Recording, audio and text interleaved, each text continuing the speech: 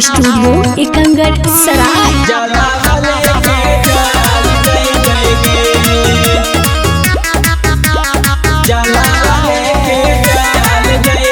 Presented by किसका films. पहले सुमारी कके तैयारी दोनों जगह घर जाइबे पहले सुमारी कके तैयारी दोनों जगह घर जाइबे साफरिया में कावरिया बन के भोला दरबार जलावा लेके चल जाइबे साफरिया में कावरिया बन के भोला दरबार जलावा लेके चल जाइबे जलावा लेके चल जाइबे जलावा लेके चल जाइबे जलावा घर के बाबा से करावैनी हो रागे कुछ के कामी ना होते हमारा तो रागे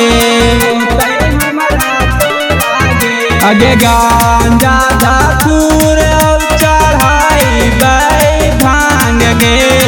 दे तुम भोले बाबा हमने करा मिले मांग गे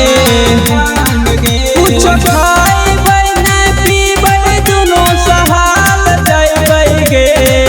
साफरिया में कावरिया बन के भोला दरबार जलावा लेके चल जाइबै गे साफरिया में कावरिया बन के भोला दरबार जलावा लेके चल जाइबै गे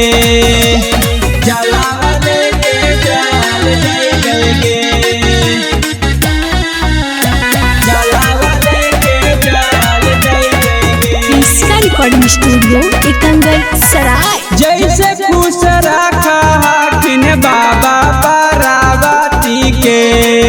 वैसे फेर दे तुन बाबा हमर तोर माती के आगे राइडर राकेश जय लक्ष्मण गे एक साथ करबै सब बाबा के दर्शन गे